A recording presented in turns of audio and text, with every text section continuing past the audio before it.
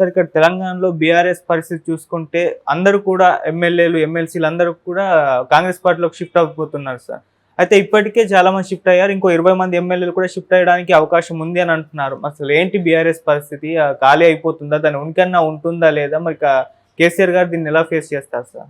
కేసీఆర్కి లేదా బీఆర్ఎస్కి ఇది గడ్డు కాలమే. ఎందుకంటే ముందు పార్టీని నిలబెట్టుకోవడం అనేది చాలా టఫ్ అయిపోతుంది. రేవంత్ రెడ్డి చాలా దూకుడుగా ఉన్నాడు. ఆల్రెడీ ఇప్పటికీ మనకి కేసీఆర్కి 39 సీట్లు వస్తే అసెంబ్లీలో అందులో 7 పోయేసినాయి. ఇప్పటికైతే 32 ఉన్నాయి. 6 మంది ఏమో ఎమ్మెల్యేలు ఆల్రెడీ కాంగ్రెస్లో చేరిపోయారు. ఎంపీ ఎలక్షన్ల ముందు 3 ఎమ్మెల్యేలు దానం నాగేందర్, కడియం శ్రీహరి, తెల్లం వెంకట్రావు వీళ్ళు 3 ఎంపీ ఎలక్షన్ల ముందే కాంగ్రెస్లోకి వచ్చేశారు.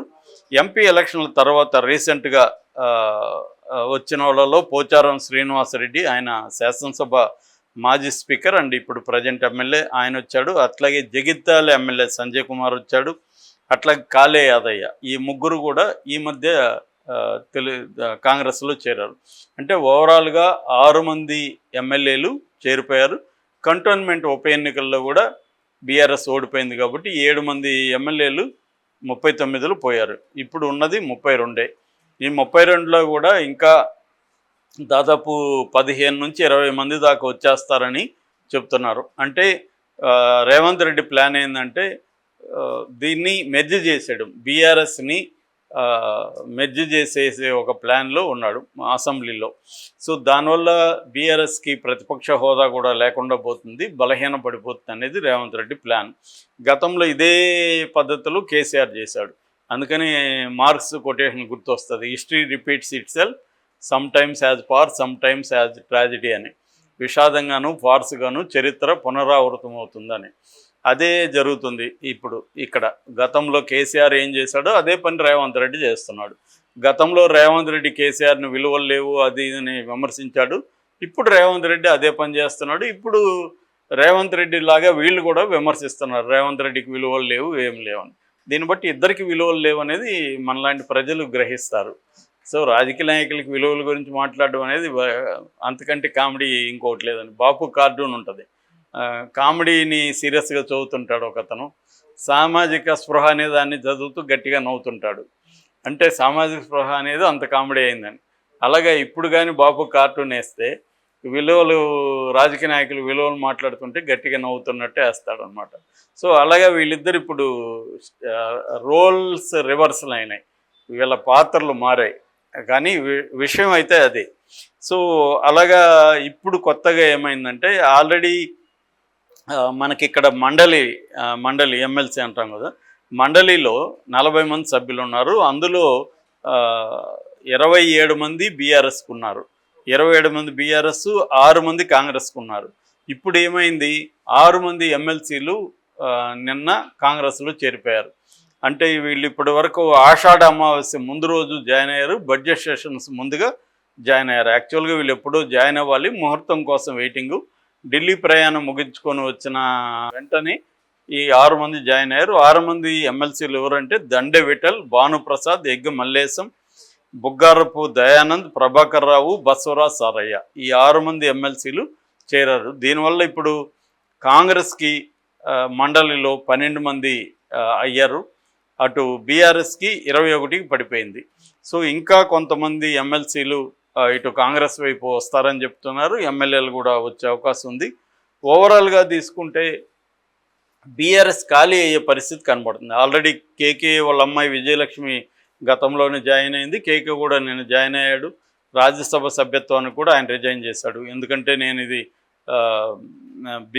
బీఆర్ఎస్ నుంచి తీసుకున్నాను, బీఆర్ఎస్ నుంచి ఇప్పుడు కాంగ్రెస్లోకి వెళ్తున్నాను. కాంగ్రెస్లో ఆయనకి మంచి పదవి దొరికే అవకాశం ఉంది. సో అంటే నిజానికి కేసీఆర్ చాలామందికి చాలా చేశాడు. ఇప్పుడు కేకే లాంటి వాళ్ళకి బ్రహ్మాండంగా ఆయన చూసుకున్నాడు. ఎక్కడికి వెళ్ళినా కేకేని వెంట పెట్టుకోవడం, వెళ్ళడం, ఆయన ఒక పెద్దన్నలాగా కేకేని డీల్ చేయడం, ఇవన్నీ చేశాడు. కానీ అట్లాంటి వాళ్ళు కూడా ఇవాళ నిలవలేదు. అదే వాళ్ళు పెయిన్లో ఉన్నారు ఒక రకంగా. కేటీఆర్ కూడా నిన్న మాట్లాడాడు. సో ఆయన ఒక పక్క కేకేని పొగుడుతూనే బాధపడ్డాడు.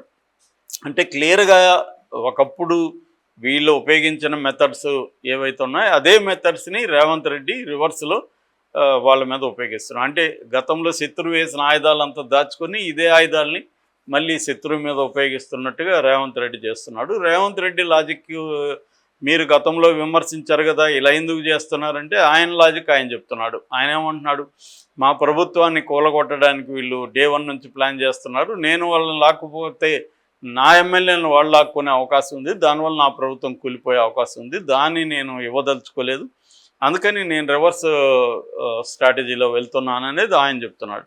ఆయన పాయింట్ ఆఫ్ వ్యూలో అది కరెక్టే. ఎందుకంటే వీళ్ళు రేవంత్ రెడ్డి సీఎంగా ప్రమాణ స్వీకారం చేసిన సెకండ్ డే నుంచే ఈ ప్రభుత్వం కూలిపోతుందని మాట్లాడుతున్నారు అందరూ. ఈవెన్ కేసీఆర్ స్వయంగా కూలిపోతుందని మాట్లాడాడు.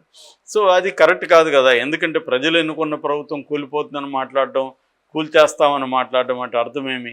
యాక్చువల్గా అది మరీ మెజారిటీ కూడా లేదు. సో ఇప్పుడైతే కొంత మెజారిటీ పెరిగింది, కానీ మామూలుగా అయితే మెజారిటీ ఫస్ట్లో 5 మందే ఉన్నారు. సో 10 మందిని లాగేస్తే కూలిపోతుంది అది. సో అందుకని రేవంత్ రెడ్డికి ఆ భయం ఉండే అవకాశం ఉంది. కేసీఆర్ ఘటనా సమర్థుడు, ఏమన్నా చేయగలడు, పైగా కేసీఆర్ దగ్గర వేలాది కోట్ల డబ్బులు ఉన్నాయి, కొనేయచ్చు, అట్లేమన్నా కాంగ్రెస్ ఎమ్మెల్యేలు పోతే ఈ ప్రభుత్వం కుప్పకూలిపోతుంది, నేను గత 10 ఏళ్ళ నుంచి పోరాడుతున్నా, 20 ఏళ్ళ నుంచి రాజకీయాల్లో ఉన్నా, ఏదో ఇది ఇప్పుడు నాకు పోరాడి నేను సంపాదించుకున్న సీఎం, దీన్ని ఇప్పుడు కేసీఆర్ కూల్చేస్తాను, నేనెందుకు ఊరుకుంటా అనేది రేవంత్ రెడ్డి లాజిక్. అతని వైపు నుంచి చూసినప్పుడు అది కరెక్ట్గానే అనిపిస్తుంది.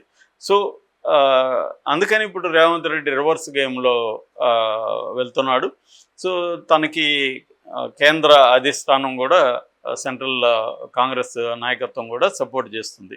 ఎందుకంటే కాంగ్రెస్ బలపడమే వాళ్ళకు కూడా కావాలి. యాక్చువల్గా కాంగ్రెస్ అనుకున్నంత బలపడలేదు అనేది కేంద్ర నాయకత్వం ఉంది. అందుకనే ఒక ఫ్యాక్ట్ ఫైండింగ్ కమిటీ కూడా వేశారు. యాక్చువల్గా 8 రాష్ట్రాల్లో ఫ్యాక్ట్ ఫైండింగ్ కమిటీ వేసింది కాంగ్రెస్, అందులో తెలంగాణ కూడా ఉంది.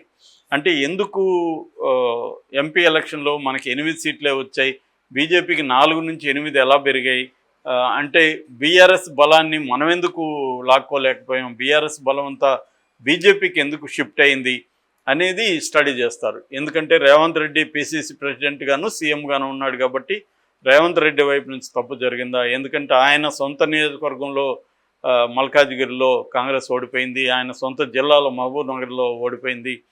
సో రేవంత్ రెడ్డి తగిన ఎఫర్ట్ పెట్టలేదా అన్నది కూడా ఉంది. కానీ రేవంత్ రెడ్డికి ఆల్టర్నేటివ్ ఎవరు లేరు ఇప్పుడు కాంగ్రెస్కి. రేవంత్ రెడ్డి ఒకవేళ ఆయన తగినంతగా అనుకున్నంతగా పెర్ఫార్మెన్స్ చేయకపోయినా, పెర్ఫార్మెన్స్ చేయమని ఆయన అడగాలి తప్ప ఆయన్ని ఇప్పుడు పక్కన పెట్టే పరిస్థితి కాంగ్రెస్కి లేదు.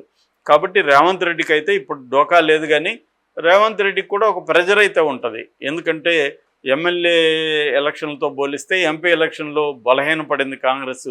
అంటే రేవంత్ రెడ్డి పెర్ఫార్మెన్స్ అనేది ఖచ్చితంగా మైనస్ మార్కులు పడతాయి. దానివల్ల ఇప్పటికిప్పుడు ఆయనకి డేంజర్ లేకపోయినా ఒక ప్రెజర్ అయితే ఆయన మీద ఉంటుంది.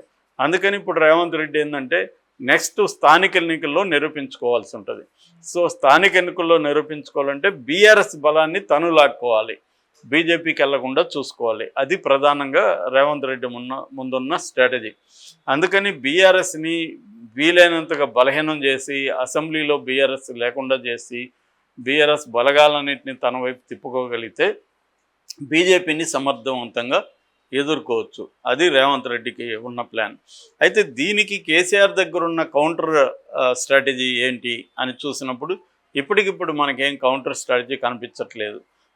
ఎందుకంటే కేసీఆర్కి అన్ని వైపుల నుంచి సమస్యలే.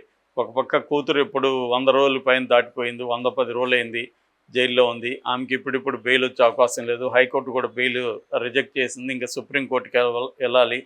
సుప్రీంకోర్టులో మళ్ళీ ఎప్పుడు అది జరుగుతుందో తెలీదు. సుప్రీంకోర్టు కూడా రిజెక్ట్ చేస్తే ఇంకా వేరే మార్గం లేదు. ఒకటేమో అప్రూవర్గా మారిపోవాలి. సో ఆల్రెడీ నేను అప్రూవర్గా మారిపోతానని ఆమె చెప్తుందని చెప్తున్నారు. ఎందుకంటే జైల్లో ఎక్కువ కాలం ఆమె ఉండడం కష్టం. ఆమెకు ఒక లైఫ్ స్టైల్ ఇక్కడ అలవాటు అయిపోయింది. ఈ లైఫ్ స్టైల్ వెళ్ళి జైల్లో ఖచ్చితంగా ఇబ్బందులు ఉంటుంది. ఎందుకంటే మిగతా 2 మహిళా ఖైదీలతో ఉండాలి. సో ఆ మహిళా ఖైదీలు ఎలాంటి వాళ్ళు, వాళ్ళకి ఎలాంటి ఆరోగ్య సమస్యలు ఉన్నాయి, ఇవన్నీ ప్రాబ్లమ్సే. సో వీటిలో నుంచి ఆమె జైల్లో ఎక్కువ కాలం ఉండలేదు. సో అప్రూవర్గా మారితేమో కేసీఆర్ పరువు ఇబ్బంది అవుతుంది. సో ఈ లోపల కేసులు చుట్టుకుంటున్నాయి. కోర్టులు కూడా కేసీఆర్కి యాంటీగానే బిహేవ్ చేస్తున్నారు. సో ఈ క్రమంలో కేసీఆర్కి ఇటు పొలిటికల్గా, లీగల్గా అన్ని వైపుల నుంచి ఇబ్బందులే. రెండోది ఆరోగ్యం కూడా అంత గొప్పగా లేదు. సో ఈ వీటిలో నుంచి కేటీఆర్ నేను అమెరికా వెళ్ళిపోతానని కేసీఆర్ని బెదిరిస్తున్నాడు అని కూడా ఒక వార్త వైరల్ అవుతుంది.